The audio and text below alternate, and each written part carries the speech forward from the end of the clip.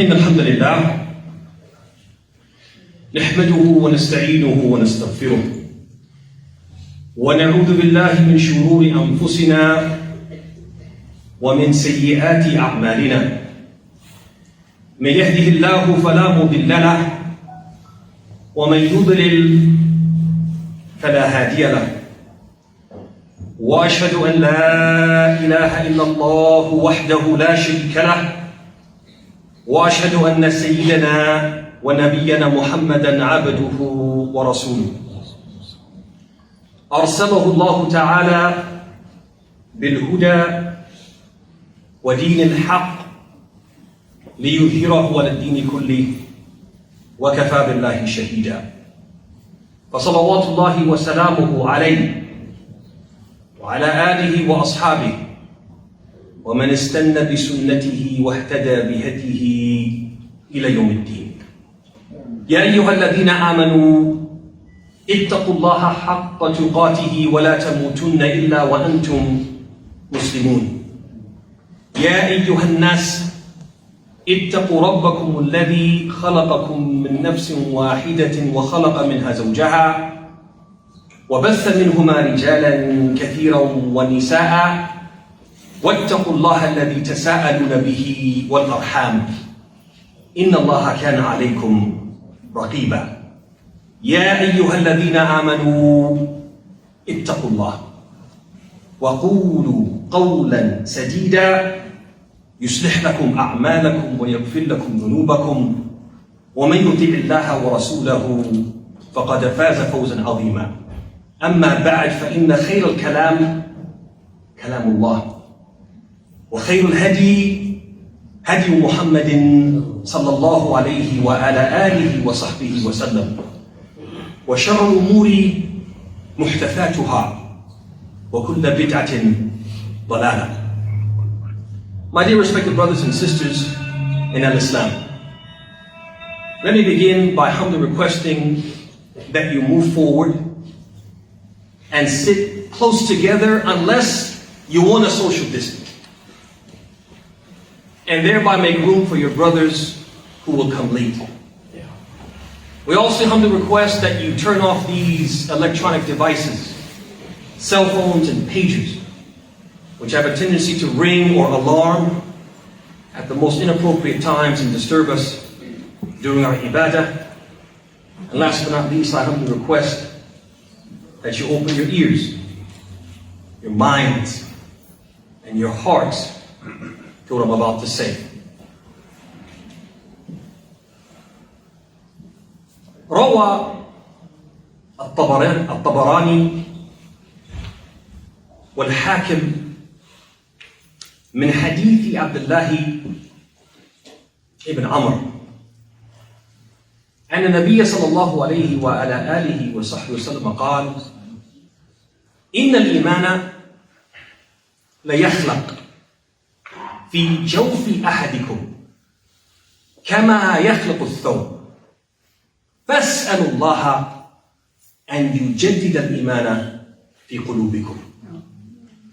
Al-Tabarani al-Hakim have narrated the hadith from Abdullah ibn Amr that the Prophet sallallahu alayhi wa ala alihi wa sahbihi wasallam, he said, indeed faith wears out in the heart of one of you like a garment wears out.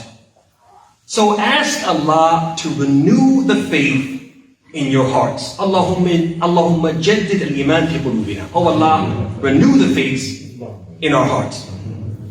In this hadith, brothers and sisters, our beloved Prophet sallallahu alaihi wasallam, he likens iman to a garment. What is the Prophet teaching us by making this analogy? First of all, he is teaching us, brothers and sisters, that faith is essential. Just like we can't survive, there's no life, at least no quality of life, physically, without clothes to protect us from the elements, to cover our shame. There's no quality of life, we can't survive spiritually without faith. He's teaching us we should want to have the best faith. The best faith we possibly can have. Or at least good faith. Just like we want to have the best clothes we can possibly have. Or at least nice clothes. Nobody says, I want to have the worst clothes. The dirtiest clothes. The holiest clothes. The most torn and tattered clothes. The clothes that will make people be repulsed. Make people have a low opinion of me. No, I want to have the clothes that will make people respect me. That will endear me to the people. Make me attractive to the people. Likewise, we should want to have the faith that endears us to Allah. We shouldn't say, my faith is average. I'm good with that. No, we should want to have the faith that endears us to Allah. And what is that faith? It is the good faith. It is the strong faith. As the Prophet ﷺ, he taught us, he said, Al-Mu'min al-Qawi ahabbu Al-Mu'min al-Qawi khayrun wa ahabbu ila Allahi min mu'min al-Da'if wa fi kullin khayr. He said, the strong believer, the one with good faith, with strong faith, is superior and more beloved to Allah than the one who has weak faith, although in both of them there is good. The Prophet is also teaching us through this analogy that we should take care of our faith the same way we take care of our clothes. This means protecting our faith and safeguarding it from anything that could damage it, lead it to depreciate, totally destroy it, or cause it to be completely lost. As Allah says, الَّذِينَ آمَنُوا وَلَمْ يَلْبِسُوا إِيمَانَهُمْ بِظُلْمٍ أُولَٰئِكَ لَهُمُ الْأَمْنُ وَهُمْ مُهْتَدُونَ. Those who believe and mix not their faith with idolatry, expose not their faith to false faith that will harm it, that will corrupt it. For them there is safety in this world and the hereafter, and those, they are the guided ones. Brothers and sisters, faith is like a garment. In the sense that even if you take care of it, you wash it, you hang it up, rather than exposing it to the heat of the dryer, you hang it and let it air dry. You use fabric softener, the best fabric softener. You dry clean those garments which are dry clean only. Even with all of this care, over time, a garment loses its color, loses its crispness, loses its original shape. All of that care cannot prevent the effects of normal wear and tear. Similarly, faith, even if we try to take care of it, it is affected by the environment, affected by the people we associate with, the places we go, the things we see and hear, the conversations we indulge in, the hardships and trials we face. If this is the case when we take care of our faith, what will be the case if we neglect it? If we are careless concerning it? If we associate with wicked people? If we visit the dens of iniquity? If we listen to, watch, and talk about immoral things? If we mix our faith with idolatrous, false beliefs and practices and superstitions, if we do these things, what will happen to it then? If we are not careful, brothers and sisters, with the garment that is faith, it may get permanently stained. كَلَّا بَلْ رَانَ عَلَى قُلُوبِهِمْ مَا كَانُوا يَكْسِبُونَ. Nay, indeed, there is a stain upon their heart because of the things they used to do, the evil deeds they commit, the false beliefs they adopted. Our faith may get holes in it. It may become torn and tattered. It may even become damaged beyond repair. The great Imam of the early period, Al-Ansari rahimahullah ta'ala, he was asked, Al-Imam, أجزيد؟ قال نعم حتى يكون كالجبل. He was asked, faith, does it increase? Can it grow? Can it be improved? He said, definitely. It can grow until it is the size and strength of a mountain. فَقِيلَ لَهُ أَيُنْقُصْ? It was said to him, can it depreciate? Can it decrease? Can it be shrunk down?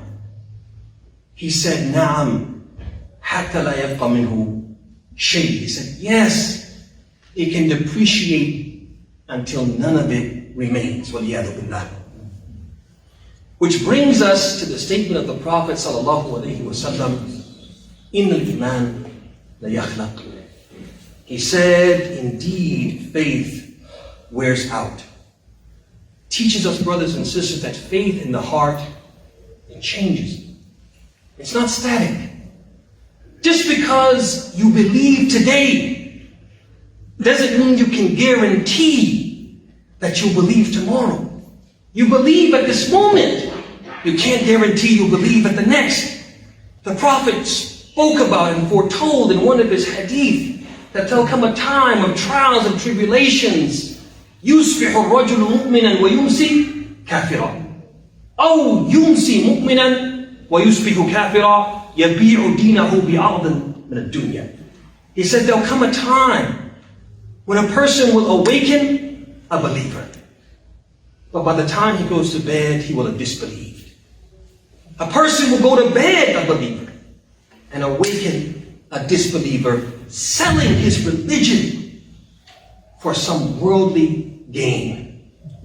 And so the Prophet ﷺ, by teaching us this reality of faith, he's telling us to be vigilant, to do our due diligence, to do our part, do what we can to minimize the wear and tear,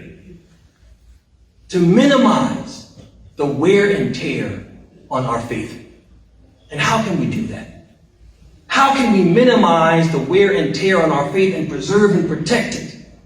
We'll take a look at that in the second khutbah, inshallah. هذا وصلى الله وسلم وبارك على نبينا محمد.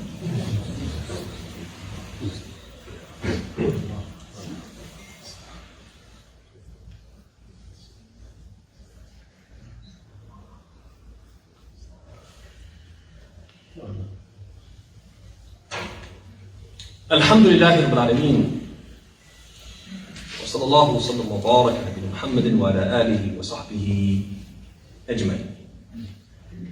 What can we do, brothers and sisters, to minimize the wear and tear on our faith? Number one, prayer. Lots and lots of prayer. Because prayer, brothers and sisters, is Iman. Prayer is faith. It is synonymous with faith. It is part and parcel. It goes hand in hand with faith. To the point that Allah called faith in the Quran, He called prayer in the Quran al-Iman. And prayer is the number one best means to maintain our connection with Allah. So if we want to safeguard our faith, it starts by safeguarding our prayer. Number two, study.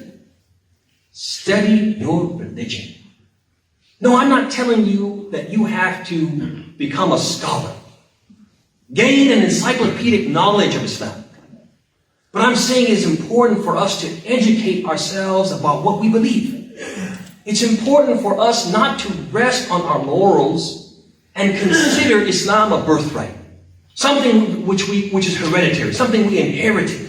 And we don't need to spend a lot of time learning about what we believe. The more we learn about what we believe and why we believe what we believe, the more that will create certainty in our hearts. Make us certain in what we believe. Make our faith firm, because the one who knows, not Not the one who was told or he heard or he believes that's what we're supposed to believe, but he actually knows it. The one who knows is not like the one who does not know. هل يستوي الذين يعلمون والذين لا يعلمون? Are they equal? Those who know and those who do not know. They can never be equal. And that's why the Prophet said, طلب العلم فريضة على كل مسلم. Seeking knowledge is obligatory upon every Muslim. Seeking that level of knowledge, which makes you a person who is a Muslim by choice, not by chance. It's also important, brothers and sisters, for us to minimize the wear and tear in our faith, to reflect upon the Quran. Not just to read it, but to reflect upon it. To go beyond the words to the meaning. Go beyond the words to living the meaning.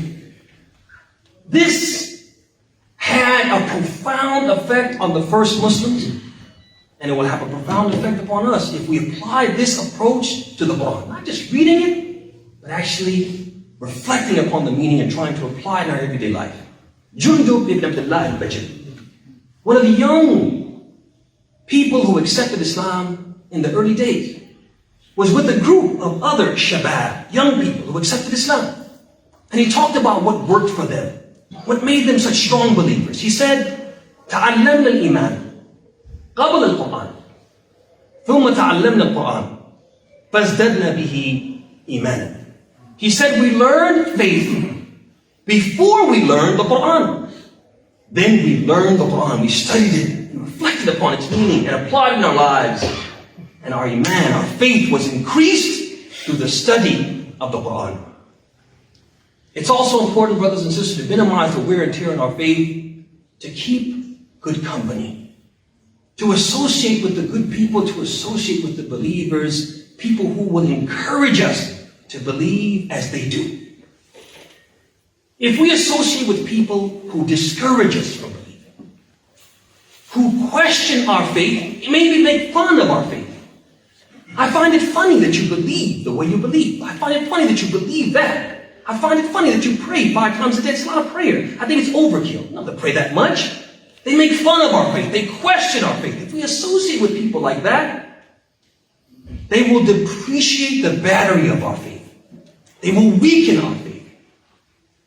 As the Prophet said in the hadith, الرجل على دين خليله فلينظر أحدكم من يخالل. A person will follow the faith of his closest companions, the people he associates with.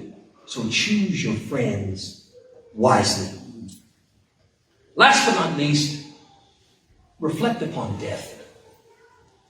Reflect upon the reality that no one denies, whether theist or atheist. This is the one thing we all can agree on, regardless of our faith, that death is coming. Death is chasing us, and it will catch us when we are not prepared. It will catch us off guard. When it catches us, unexpected, unawares, will we be ready? If I were to die this moment, the faith that I have, where will that faith land me? If you keep that nasba aynayk, if you put that right in front of you, that's going to spur you, motivate you to try to always have what? The best faith. To work on improving your faith. Finally, the Prophet ﷺ, he said, فَاسْأَلُ اللَّهَ أَنْ يُجَدِّدَ الْإِيمَانَ فِي قُلُوبِكُمْ. Ask Allah to renew the faith in your hearts. And that is because the single best way, the single most important means to improve our faith or renew it altogether is by asking Allah. Because Allah subhanahu wa ta'ala is the one who has the power, the might. No matter how much we want it for ourselves, brothers and sisters, it will never happen unless Allah wants it for us and wills it for us. He is the one with the power. He is the one with the might. He is the one who, if He says be, it is. إِنَّمَا الْأَمْرُ إِنَّمَا أَمْرُهُ إِذَا أَرَادَ شَيْئًا أَنْ يَقُولَ لَهُ كُنْ فَيَكُونُ. Indeed, the matter with Allah is that anytime He wants something to happen, He says to it be, and it is. And He wants us to recognize our weakness, to admit and accept it, to demonstrate that we realize that the power is in His hands by asking Him. As He says, وَقَالَ رَبُّكُمْ أُدْعُونِي أَسْتَجِبْ لَكُمْ. And your Lord says, call upon me, I will answer your prayer. So let us call upon Allah subhanahu wa ta'ala. Allahumma jaddid al-iman fi qulubina. Allahumma jaddid al-iman fi qulubina. Allahumma jaddid al-iman fi qulubina. اللهم اعز الاسلام والمسلمين وذل الشرك والمشركين ودمر اعداءك اعداء المله والدين وانصر عبادك الموحدين يا رب العالمين. اللهم من ارادنا او اراد ديننا او اخوان المسلمين في اي مكان بسوء فاشغله في نفسه واجعل كيده في نحره واجعل تدبيره تدميرا عليه يا قوي يا عزيز. اللهم اشف مرضانا ومرضى المسلمين. اللهم اشف مرضانا ومرضى المسلمين. اللهم اشف مرضانا ومرضى المسلمين. اللهم ارنا الحق حقا وارزقنا اتباعه وارنا الباطل باطلا وارزقنا اجتنابه. اللهم ربنا آتنا في الدنيا حسنه وفي الآخرة حسنه وقنا عذاب النار وقوموا إلى صلاتكم.